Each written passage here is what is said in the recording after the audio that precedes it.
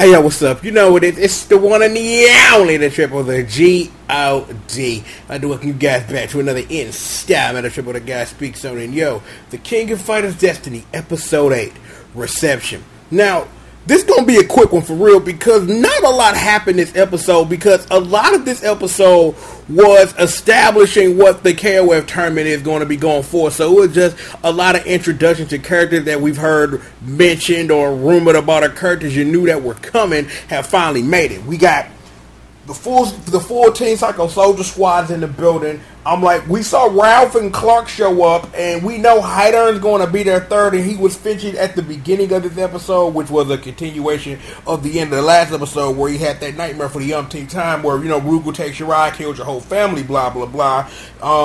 Kim, Chang, and Choi, they all in the building, and the reporter was sitting up here asking questions like, yo, yeah, man, like, you the best Taekwondo dude in the world. Why you sitting up here dealing with criminals or whatever? And it's like, can they enter? And they established that Billy is the host for this tournament. So I don't know quite what that means, if that is actually an allusion to his stature and what KOF tournaments were, as Billy was the champion of the tournament, that you be him, that you fight Geese. I don't think the tournament is going to be that in any way, but I really think that is a allusion to Fatal Fury 1 and Fatal Fury Wild Ambition, that Billy is who stands between you and Geese, if they even play it like that, which they will, but we got a whole lot of other stuff that's got to come into play before that even happened.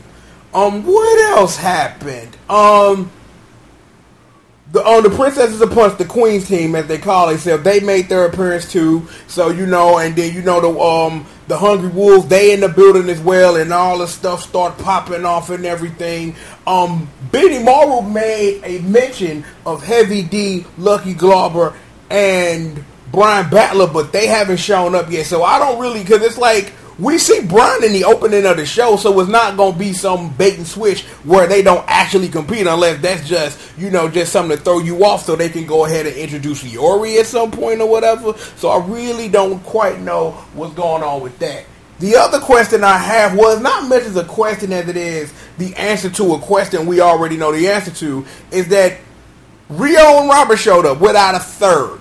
So you know Takum was going to be their third, because that's how they work, unless they going to throw something in the mix there. I don't really know how much, given the timeline where this story takes place, like how you could possibly mix that team up with someone not Takuma when you have Yuri and King on the Queen's team. So it'll be interesting to finally see Takuma when it's time for him to get down. But like I said, a lot of this was establishment for the tournament. Everybody getting introduced. It's like everybody going gaga over a thing, because in this canon too, she is still the psychic idol. So, you know, it is what it is with that.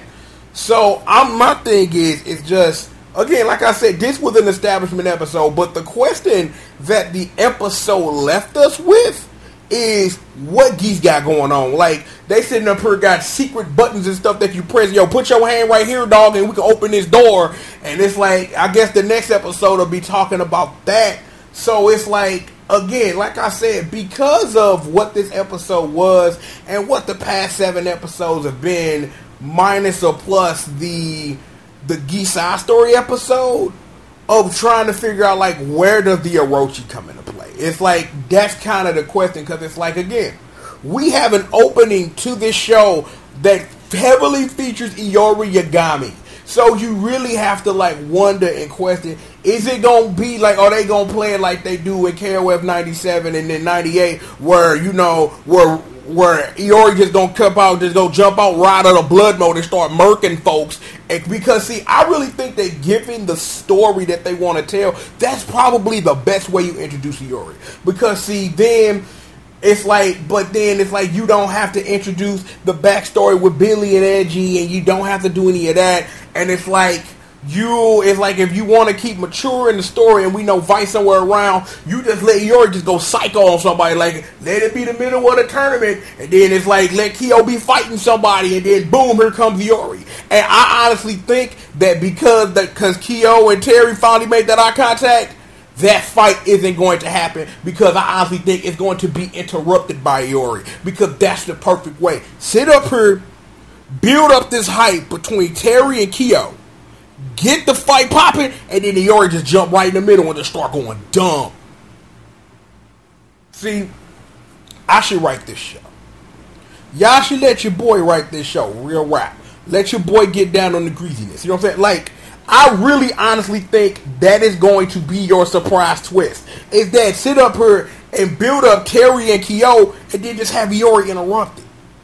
I think I really honestly think that's the perfect way to introduce Iori like I said, without having to go through the convoluted backwards backstory of, you know, the whole geese thing and things like that. And I do have a question now that I think about that I just reminded me. Is Billy rolling with Ripper and Hopper? Because they introduced Ripper and Hopper in episode 1.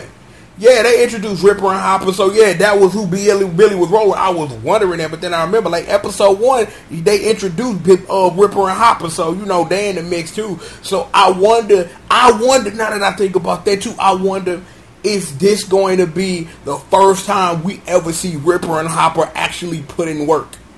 Because the thing is, in the history of the video games, you've never seen neither Ripper nor Hopper put in work.